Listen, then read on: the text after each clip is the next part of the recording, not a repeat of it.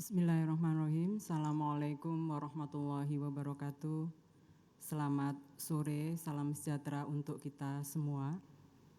Yang sama-sama kita hormati dan selalu kita doakan sehat walafiat Bapak Presiden Republik Indonesia, Bapak Insinyur Joko Widodo, Bapak Ketua MPR RI, para Menteri Kabinet Indonesia Maju, terutama yang selalu mendampingi teman-teman pers, Bapak Menteri Komunikasi dan Informatika, Bapak Kepolisian Republik Indonesia, Bapak Listio Sigit, Panglima TNI, Bapak Agus Subianto, anggota DPR RI, Bapak PLT Gubernur DKI Jakarta, Bapak Heru Hartono, para Ketua Umum Konstituen Dewan Pers, khususnya yang baru saja merayakan ulang tahun sekaligus penanggung jawab HBN, Bapak Henry Bangun, dan juga Ketua JMSI, Pak Teguh Santoso.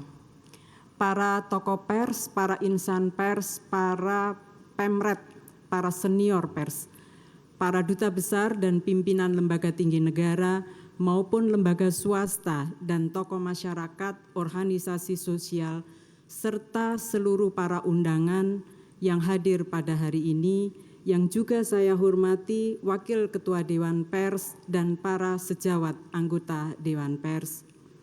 Sebelumnya mari kita bersama-sama menghaturkan rasa syukur pada Allah Tuhan Yang Maha Kuasa atas kesempatan hari ini kita bisa berkumpul merayakan dedikasi serta peran besar insan pers dalam menyajikan informasi kepada masyarakat melalui peringatan Hari Pers Nasional. Momentum ini sekaligus menjadi rasa syukur kita atas perhelatan pemilu tahun 2024 yang telah terlaksana beberapa waktu yang lalu. Pemilu adalah salah satu tonggak demokrasi dan pers adalah salah satu penegak demokrasi. Bapak dan Ibu sekalian, pasca reformasi, kondisi kemerdekaan pers di Indonesia, termasuk merespon dinamika pemberitaan kepemiluan berangsur-angsur membaik. Terlihat dari hasil survei indeks kemerdekaan pers selama 4 tahun berturut-turut, hasilnya memposisikan pers Indonesia dalam kategori cukup bebas.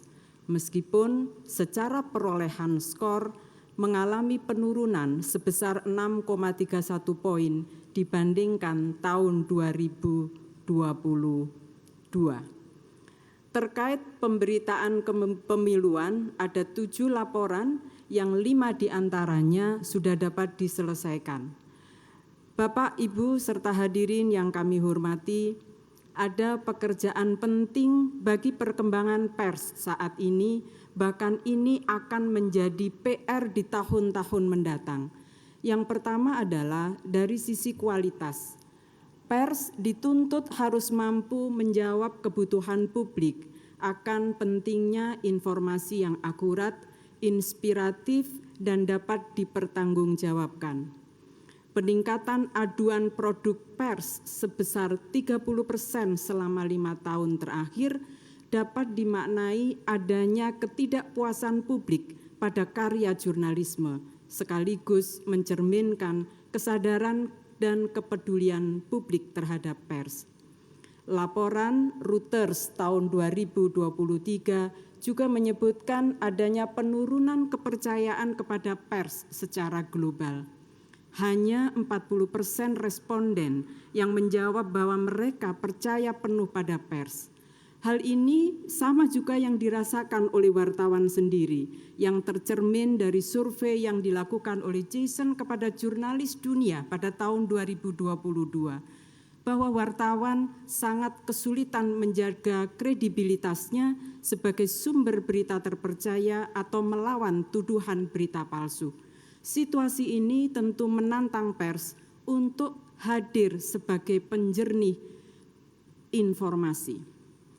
Kedua, tantangan yang juga sangat besar adalah turbulensi disebabkan karena disrupsi kehadiran artificial intelligence yang menuntut wartawan dan perusahaan media untuk meningkatkan profesionalismenya.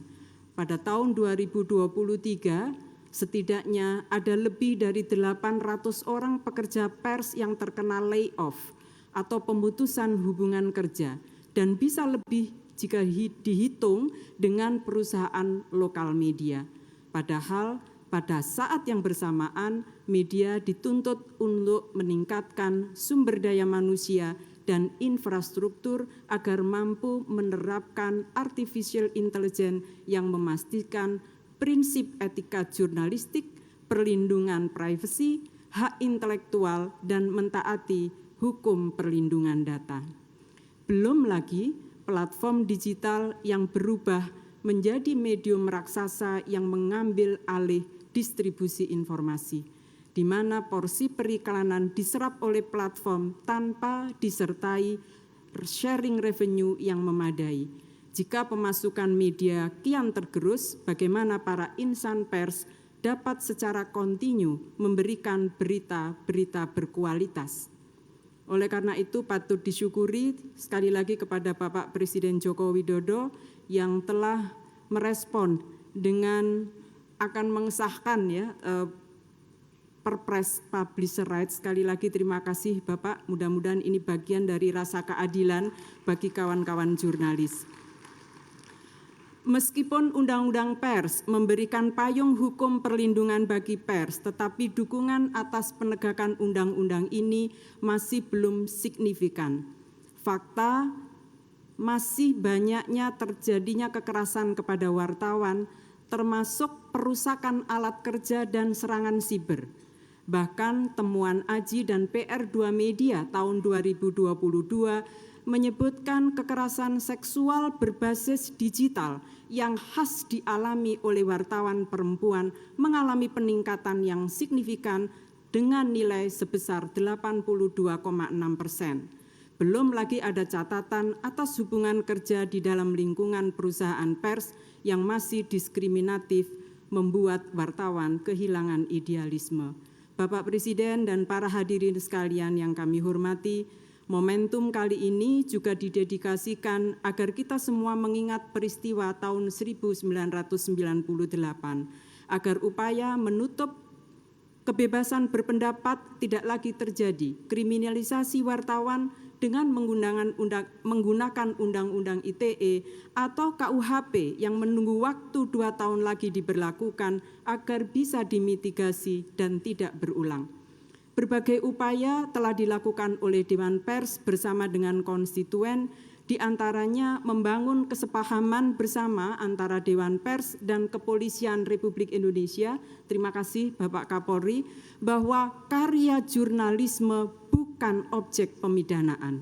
Tentu kesepahaman ini perlu ditingkatkan melalui penyediaan dasar hukum yang lebih kuat dan memiliki daya ikat bagi aparatur penegak hukum dan pers dalam menyikapi pelaporan terhadap karya jurnalisme. Ibu dan Bapak sekalian yang kami muliakan, persoalan-persoalan tadi harus direspon tidak hanya oleh masyarakat pers, tapi juga oleh pemerintah, terutama kami titipkan kepada pemegang kekuasaan baru untuk 5 tahun ke depan.